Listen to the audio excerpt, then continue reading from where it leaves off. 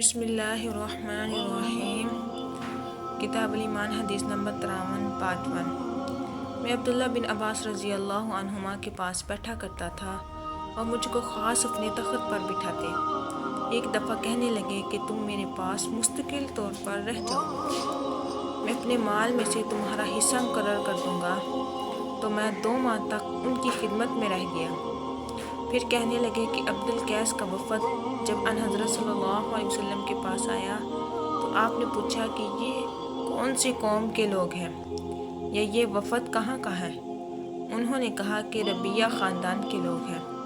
آپ صلی اللہ علیہ وسلم نے فرمایا، مرحبا اس قوم کو یا اس وفد کو، نہ ذلیل ہونے والے نہ شرمندہ ہونے والے، یعنی ان کا آنا بہت خوب ہے۔ وہ کہنے لگے، اے اللہ کے رسول، ہم آپ کی خدمت میں صرف ان حرمت والے مہینوں میں آ سکتے ہیں کیونکہ ہمارے اور آپ کے درمیان مضر کے کافروں کا قبیلہ آباد ہے۔ بس آپ ہم کو ایک ایسی کتابات بتلا دیجیے جن کی خبر ہم اپنے پچھلے لوگوں کو بھی کر دیں جو یہاں نہیں آئے، اور اس پر عمل درآمد کر کے ہم جنت میں داخل ہو جائیں۔